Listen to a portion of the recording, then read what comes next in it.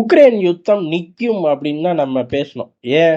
ரஷ்ய அதிபர் புட்டின் வராரு. அது சார்ந்த பல நடவடிக்கைகள் இருக்கு. ஒண்ணு வர்றதுக்கு முன்னாடியே ஒரு டிராஃப்ட் ரெடி ஆகும். இல்ல போயி ரெடி பண்ணி கையெழுத்து போட்டு யுத்தம் நின்றும் அப்படின்னோம். அவரு வந்துட்டு போய் 1 வாரம் ஆச்சு. உனக்கு இன்னுமா தெரியாது?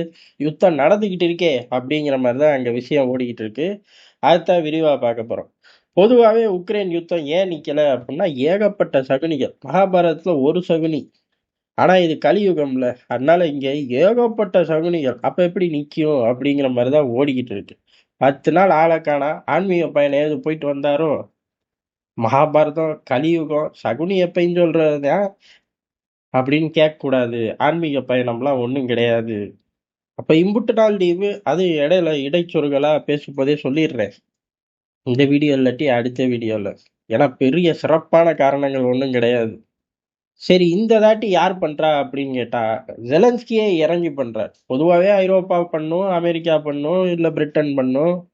ஜெலன்ஸ்கி பண்ணுவார். ஆனா ஜெலன்ஸ்கி தான் டம்மி பீஸா ஆயிட்டாரே. எப்படி பண்ண முடியுது அப்படின்னா, அந்த இடத்துல தான் ஜெலன்ஸ்கி தன்னோட பவரையே காட்டுறார். இப்ப புதுசா ஒரு விஷயத்த உருட்டுறார். என்ன அப்படின்னா, நான் தேர்தல நடத்திடுறேன். ரொம்ப பேசுறீங்க. அதாவது ஜெலன்ஸ்கியோட அதிபர் பதவியே இல்ல.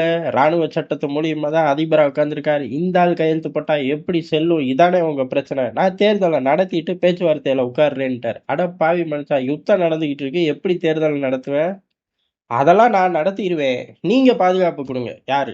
ஐரோப்பா, அமெரிக்கா பாதுகாப்பு குடுங்க. இல்ல அமெரிக்காவோ, ஐரோப்பாவோ யாராச்சும் ஒருத்தர் பாதுகாப்பு குடுங்க. சும்மா ஜம்முன்னு தேர்தல் நடத்துறேன். 60ல இருந்து 90 நாள் டைம் குடு அப்டின்ட்டாரு. அப்ப 60ல இருந்து 90 நாள் யுத்தம் நடக்க போகுது. அதத்தான் இந்த ஆள் சொல்றேன் அப்படின்னு எடுத்துக்கலாமா? சத்தியமா அதத்தான் அவரு சொல்றாரு. இதுக்கு அடுத்த பிரச்சனை அப்படிங்கிறது, நாளைக்கே இவர்கள் தேர்தல் நடத்துன்னு சொல்லப் போறார்களா? அப்படின்னு கேட்டா கிடையாது. சரி, ஒருவேளை தேர்தலே நடத்த சொல்ட்டாய்ங்கப்பா. அப்ப என்ன நடக்கும் அப்படிங்கிறதுதான். காரணம், யுத்தத்துக்கு அப்புறம் தேர்தல் நடத்தினா ஜெலன்ஸ்கி கட்டாயம் தோப்பார் அப்படிங்கிறதுதான் இன்னைக்கு அங்க உள்ள நிலைமை. ஆனா இப்ப தேர்தல் நடத்தினா உள்ளூர்லயே பாதி மக்கள் இல்ல. ஓடி போயிட்டாங்க. எப்ப யுத்தம் ஆரம்பிக்கிறதுக்கு முன்னாடியே. இருந்த கொஞ்ச நெஞ்ச பேரையும் ராணுவத்துக்குள்ள கொண்டு போய் டிக்கெட்ட கிழிச்சு கையில குடுத்துட்டாங்க. பாவத்த அவனுங்க இந்த உலகத்திலேயே இல்ல. இந்த ஆள் பண்ண வேலைக்கு. மீதி இருக்கிற கொஞ்சம் பேரு தப்பிச்சோம் பொழச்சோம்ன்னு ஓடி போயிட்டாங்க. இப்ப கொஞ்சூடு பேரு தான் இருக்காய்ங்க. அதுக்கு அடுத்து ராணுவம். ராணுவம் களத்துல இருக்கு. அங்கிருந்து தபால் ஓட்டா போட முடியும்? நமக்கு தெரிஞ்சு கிடையாது. ஏதாச்சு ஜெலன்ஸ்கியா பார்த்தா அவனுங்கலாம் போட்டாய்ங்க. எனக்கே பவர் ஆஃப் அட்டர்னி குடுத்துட்டாய்ங்க. நானே உட்கார்ந்து குத்திட்டேன். எங்க? பங்கர்ல உட்கார்ந்து நானே போட்டேன்யா! அப்படின்னு சொல்லவும் அதிக வாய்ப்பு இருக்கு. இப்ப தேர்தல் நடத்தினா யார் ஜெயிப்பா? சாட்சாத் ஜெலன்ஸ்கி தான் ஜெயிப்பார். அவரே ஒரு 10 டம்மி கேண்டிடேட் போட்டா கூட ஆச்சரியப்படுறதுக்குல்ல, அவனுக்கும் ஓட்டு விழுகாது. இவர் தான் ஜெயிக்க போறார். இப்படி ஒரு தேர்தல நடத்தி ஜெயிச்சரலாம் அப்படின்னு ஜெலன்ஸ்கி நினைக்கிறார். சக்குனி எங்கிட்டுனாலும் டைவ் அடிப்பார் அப்படிங்கிற மாரி தான் இந்த விஷயம் ஓடிக்கிட்டு இருக்கு. காரணம் யுத்த நிறுத்தத்துல கையெழுத்து போட்ட உடனே எலக்ஷன் அப்படிங்கிறது தான் அமெரிக்காவோட முழு கோரிக்கை. அப்படி இருக்கும்போது எலக்ஷன் வந்தா டம்மி ஆயிருவாரு. அதாவது இவருக்கு வாய்ப்பே இல்ல. அதாவது போட்டி போட வாய்ப்பு இருந்தாலும் ஜெயிக்க வாய்ப்பு இல்ல. இப்ப அமெரிக்கா எப்பயுமே சொல்லிக்கிட்டு இருக்கிறது தான். ரஷ்யா எப்பயுமே சொல்லிக்கிட்டு இருக்கிறது தான். இந்த ஆள் கையெழுத்து போட்டா செல்லுமா அப்படின்னு. அமெரிக்காவும் இப்ப புடிச்சுக்கிச்சு. இதான் சாக்குன்னு இதே விஷயத்த எடுத்துக்கிட்டு, நான் தேர்தல வச்சர்றேனே, இப்ப என்ன கெட்டு போச்சு அப்படின்னு சொல்லிட்டாரு. இப்ப யுத்தம் என்ன பண்ணும்? யுத்தம் நடந்துக்கிட்டு தான் இருக்கும். இனி அமெரிக்கா கையில தான் இருக்கு. காரணம் என்னன்னா, ரஷ்யா இத என்ஜாய் பண்ண தான் செய்யும். காரணம் ரஷ்யாவுக்கு தெளிவா தெரியும். எங்கிட்டோ ஒரு பக்கம் கட்டைய குடுத்துக்கிட்டே இருப்பாய்ங்க. நம்ம முன்னேறி போய்க்கிட்டே இருப்போம். இதான் சாக்கு அப்படின்னு. என்ன ஒண்ணு, இப்ப எல்லாரும் நிறுத்துற மூட்ல இருக்கும்போது ஜெலன்ஸ்கி அடம் பிடிக்கிறாரு. அப்பப்ப அமெரிக்கா, ஐரோப்பா எல்லா பேரும் கொஞ்சம் மஞ்ச குளிக்கலான்னு பார்க்குறாங்களே ஒழிய, ஒருத்தனுக்கும் மைலேஜ் கிடையாது. நமக்கு தான் மைலேஜ்ங்கிறனால, அவர்கள் அந்த கணக்கு.